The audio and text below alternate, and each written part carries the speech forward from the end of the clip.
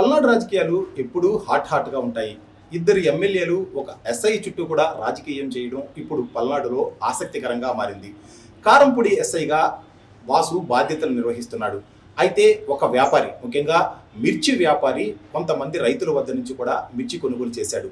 ఈ మిర్చి కొనుగోలు చేసిన అంశమంతా కూడా కారంపూడి మండలం గాదేవారిపల్లిలో చోటు చేసుకుంది. దాదాపు 1,70,00,000 రూపాయల విలువ చేసే మిర్చిని వ్యాపారి అయ్యప్ప రైతుల వద్ద నుంచి కొనుగోలు చేశాడు.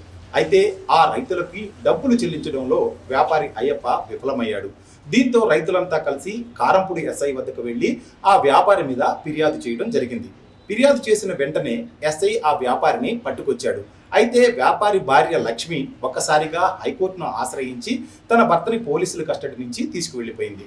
ఆ తర్వాత రైతులు పదే కోరినా కానీ వ్యాపారి డబ్బులు తిరిగి చెల్లించకపోవడంతో ఒక్కసారిగా వారంతా కూడా తెలంగాణ వెళ్లి అక్కడ ఉన్న అయ్యప్పను పట్టుకొచ్చి మరోసారి ఎస్ఐ వాసుకి అప్పగించారు. అయితే ఎస్ఐ వాసు వేధింపులకు గురి చేస్తున్నాడంటూ వ్యాపారి భార్య లక్ష్మి ఆత్మహత్యాయత్నం చేసింది. ఈ ఘటన జిల్లా వ్యాప్తంగా కూడా ఆందోళన రేకెత్తించింది. ఒక్కసారిగా కలకలం రేగడంతోనే చాలా మంది ఎస్ఐ వాసు మీద అనేక ఆరోపణలు చేస్తూ కూడా బయటకు వచ్చారు. ఈ నేపథ్యంలోనే ఎస్ఐ వాసుని ఉన్నతాధికారులు సస్పెండ్ చేశారు. అయితే ఎక్కడైతే రైతులు ఫిర్యాదు చేసిన తర్వాత వ్యాపారాన్ని పట్టుకొచ్చినా డబ్బులు తిరిగి ఇప్పించడంలో పోలీసులు విఫలంతో వ్యాపారులంతా కలిసి కూడా మరొకసారి ఉన్నతాధికారుల దగ్గరికి, మరొకసారి ఎమ్మెల్యే దగ్గరికి కూడా వెళ్ళడం జరిగింది. ఇక్కడే రాజకీయ నాయకుల ప్రమేయం చోటు చేసుకుంది. ముఖ్యంగా ఒక వర్గం సంబంధించి ఎవరైతే ఎస్ఐ వ్యాపారినే కాదు తమను కూడా ఇబ్బందులు పాలు చేశాడంటూ కారంపూడి నియోజకవర్గంలో ఉన్న, అంటే మాచర్ల నియోజకవర్గంలో ఉన్న కారంపూడికి సంబంధించిన మండలంలోని అనేక మంది కూడా బయటికి వచ్చి ఐజీకి ఎస్ఐ మీద ఫిర్యాదు చేయడం జరిగింది.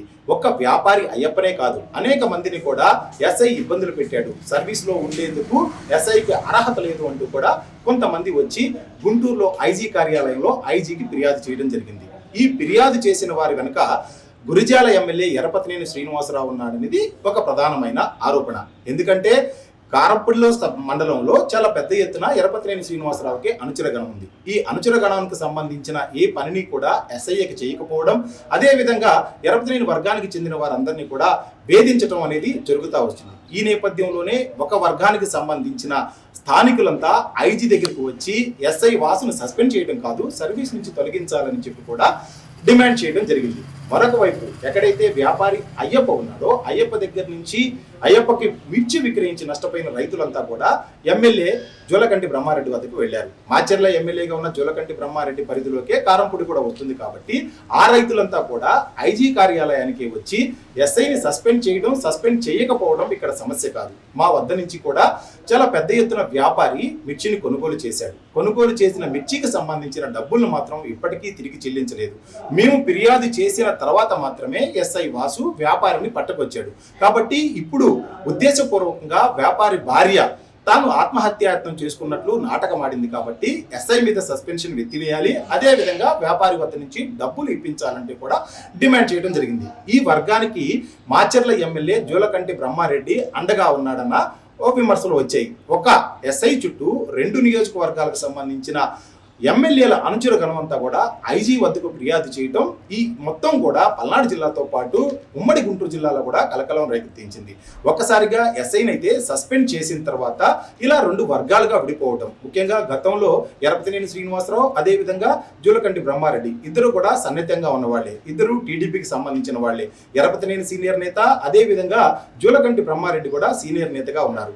ఈ ఇద్దరి మధ్య ఒక ఎస్ఐ కారణంగా ఆ పొరపచ్చాలు రావడం, ఒకరి మీద ఒకరు, ఒక వర్గం మీద మరొక వర్గం ఆరోపణలు చేసుకోవడం అనేది ఒక ఆసక్తికరంగా మారింది. ఈ నేపథ్యంలోనే మాచర్ల ఎమ్మెల్యే జూలకంటి బ్రహ్మారెడ్డి నేరుగా సీఎం వద్దకు వెళ్ళినట్టుగా కూడా తెలుస్తుంది.